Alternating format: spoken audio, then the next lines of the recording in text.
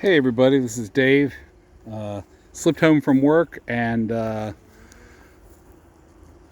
ran out to check my last two beehives. We're going to be going away for a few days to see 22 child graduate from college.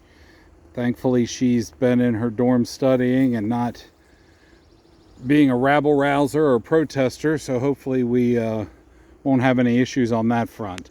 But before I go, I've got two more beehives I've got to check. And these bees are filling these hives very quickly, but they fill them erratically. So, not erratically, I mean, they have a plan. So if we picture the hive, we always picture it kind of as, well, let me go this way, two-dimensional, length and width, right? So there's the length and there's the width. But what we really need to picture is that third dimension, which is the depth of the hive. So these bottom two boxes, there's a queen excluder, and they are just brood box. This box and this box are honey, as well as a third box I put on last time, just because this hive was doing so well. I'm glad I did. And what happens is, they will build that comb up right up in the middle, and that's where they start, and then they start to spread out.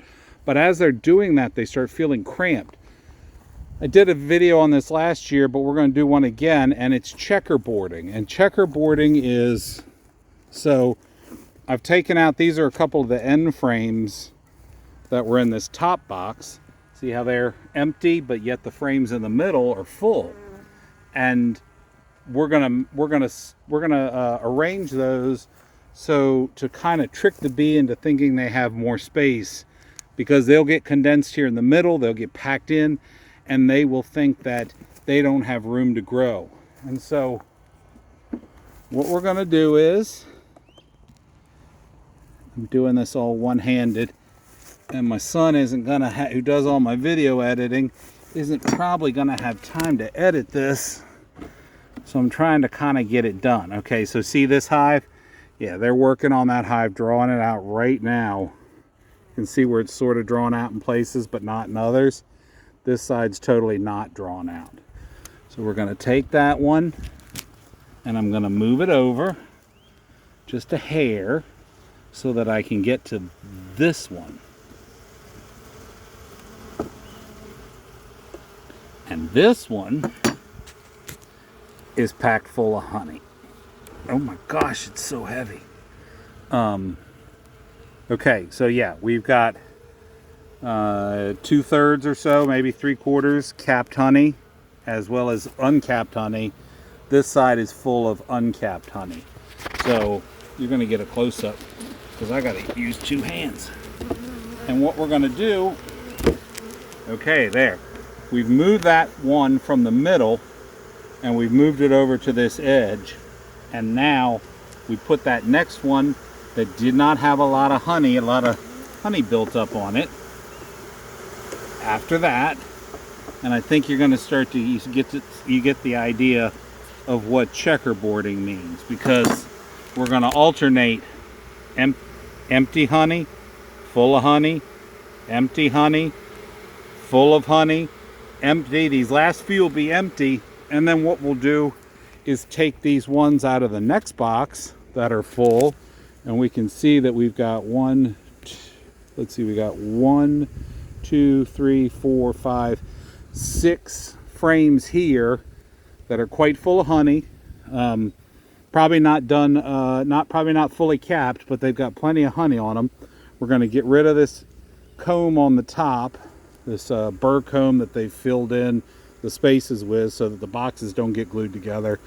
And then we're going to take these frames that are empty, those frames that are full, these frames that are full, as well as any frames in this box. This box should be almost fully full if they have this much honey in these top two. And we're gonna kind of mix them around. Now, you never do that with your brood nest. You don't want to mix hives up like that with a brood nest when they're laying eggs. But here in this situation with the honey, this will slow down the queen with the urge to swarm. The bees will feel like they have much more space, and they'll continue to fill the boxes and fill them more evenly, so that you have full boxes and not just That's wild blackberry. So you have full boxes and not like just sporadically filled boxes. It helps fill them up nicely. So this is Dave. Hope you're staying busy. Hope you're staying occupied in this summer. I mean, this is it. This is the time of year you got to get ready and get ahead of it for the whole season. So that's what I'm doing. Trying to be a little preemptive here before we go away for a few days. Make sure the bees are all taken care of, and that they don't get packed out while I'm gone, because this is now we're moving into May. Today is May 4th, May 3rd. Today's May 3rd, and for this whole month, the bees are just gangbusters before the honey dearth or the nectar dearth kind of dries up in the middle of the summer. So we got to stay ahead of them, and I got to make sure that I keep giving them room so they have plenty of room and space and opportunity to give us lots of good honey. So I hope this helps. If you're a beekeeper, if you're new, this is Checkerboarding. There's lots of other videos on it, lots of people that are far more knowledgeable than me about it. And this is it in a nutshell. You can look it up in books, you can check it out online, and I highly encourage you to do so, especially this time of year when the bees start really packing on the honey and start filling your supers up quick. Hope that helps. This is Dave. Stay safe, stay prepared, and I'll see you on the next video.